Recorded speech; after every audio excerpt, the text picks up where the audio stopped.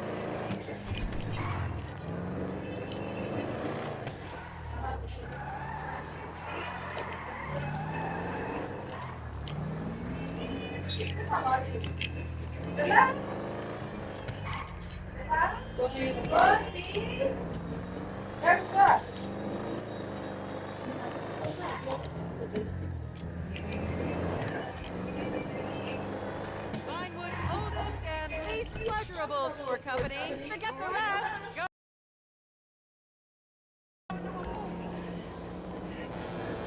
See all the best sights in Vinewood, like where famous people shit. Get your tickets now. As I am contractually obliged to say, buckle up, everyone. It's showtime. Damn. What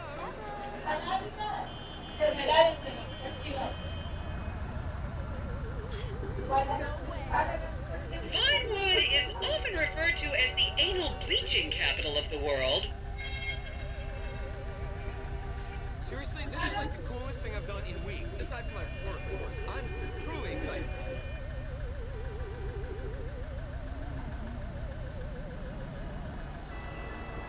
Tanta gente para ir al doctor.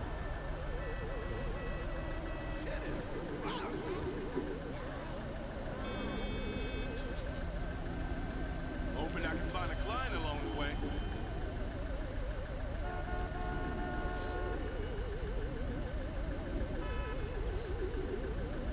I should remind you this is a no-smoking bus. Unless, of course, it's medical marijuana. Then you're all right.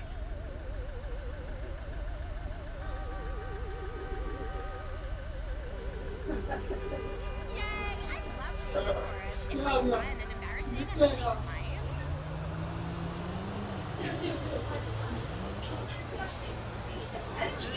On your right, you'll see the world-famous Gentry Manor Hotel, a legendary party hangout for actors and rock stars and people trying to have sex with actors and rock stars. Built in 1921, it's been the scene of some classic Vinewood scandals over the years. One of my personal favorites was Al DiNapoli's overdose in 2002 after a chimpanzee blasted an 8-ball up his rear door with a water pistol. Fantastic! They say that on any given day there are at least 2 dead party girls in the trash cans round back. Isn't that great? Okay, smartphones at the ready, celeb spotters. We are now approaching the legendary nightclub, The Dungeon Crawler. Opened in 1996, the club is famously owned by actor Bruce Spade, who has a custom-built elevated VIP table so that he looks the same height as everyone else. It remains one of Vinewood's hottest night spots for the rich and famous to do drugs and date rape impressionable fans. Play your cards right, and that could be you! The Dungeon Crawler was in the news again recently when comedian Morgan Chester allegedly ran over a doorman in his SUV for not laughing at one of his jokes. Fucking crazy.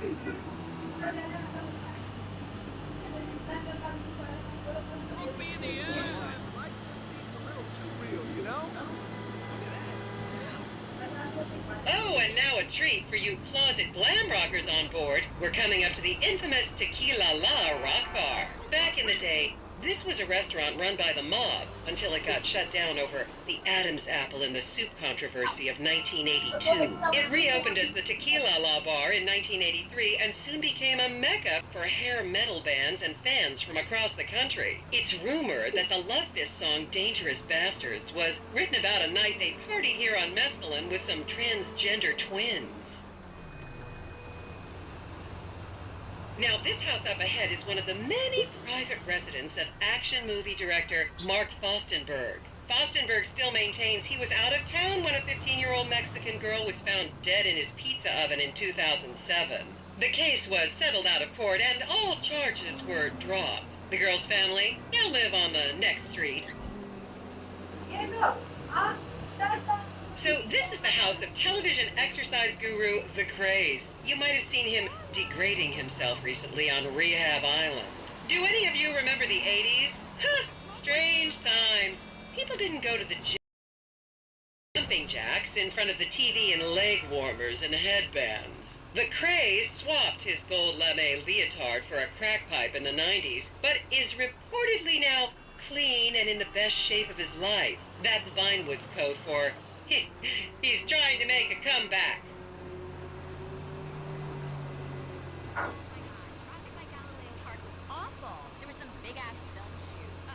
This is the home of celebrity wild child Martha Turn. Daughter of 70s comedy star Joni Term, Martha spent her teens partying on booze, her early 20s partying on coke, and her mid-20s staring at her shoes on heroin. Her tell-all autobiography about the difficulties of growing up really rich in Vinewood only sold 30 copies last year. I'm so sorry. She's such a bitch. Where did she get her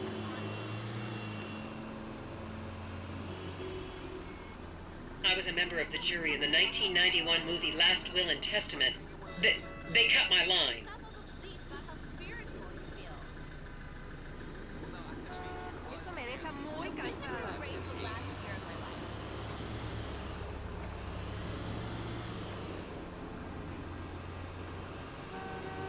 Talk about a good investment.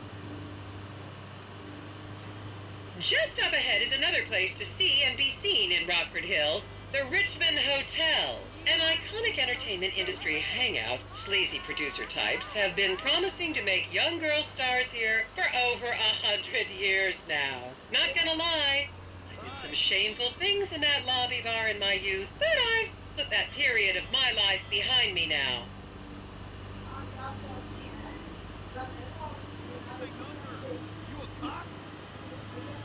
What's up? Look at all this stuff. This city is like a real place to visit. Who knew?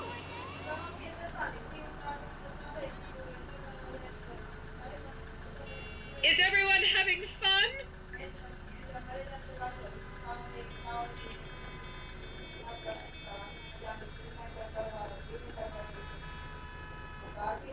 I love this city.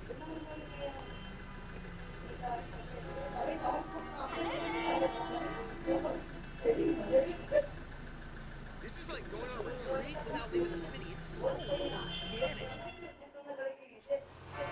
Here you can see the landmark Weasel Theater, which was opened here in Morningwood in 1930. Some of the biggest movies in history have premiered at this theater, including Blue Blood, Shoulder of Orion, and The Many Wives of Alfredo Smith. You might remember the controversial premiere of the gladiator comedy Lions and Donkeys in 1984, when star Chip Hampton walked up the red carpet with two slaves in chains.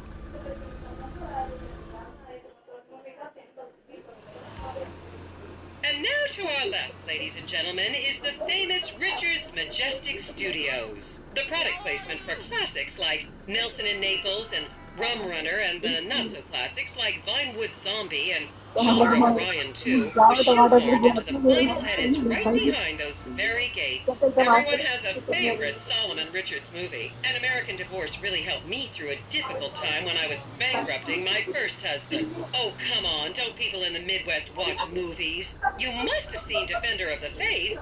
No? Wow, tough crowd. Fuck, man. No shit. Skinny Eddie got shot. That cholo was my... Okay, people, get those cameras out. This is Portola Drive. You won't get a better chance to spot a celebrity in its natural habitat. As you can see, the recession hasn't hit this part of town very hard. These are some of the most offensively high-end designer stores in the country. And now, some fun trivia for you.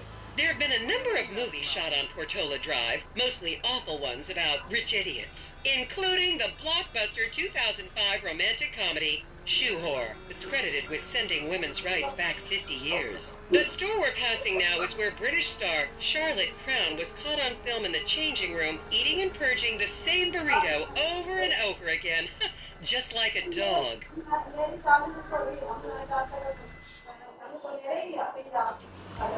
This is the Epsilon Center. Anyone with red hair, please cover it for your own safety. If you really want to meet a famous celebrity, this place is packed full of them. Take an introductory course. It changed my life.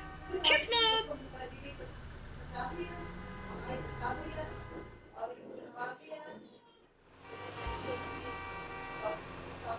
And here is City Hall. This is where the mayor's office is, if any of you care. You might recognize this building from the 20-minute final dogfight to save Earth in the movie Invasion Los Santos.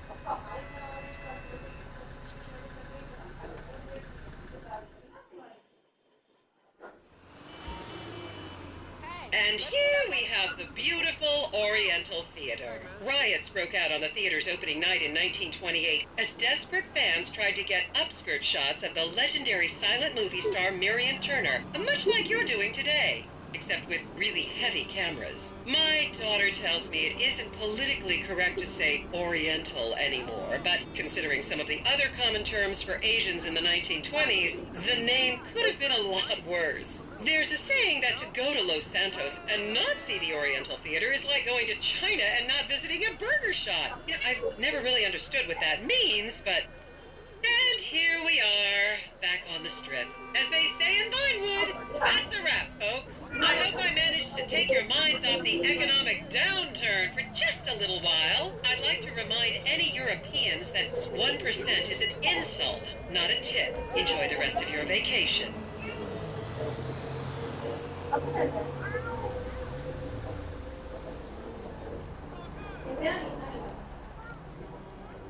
क्या बेटा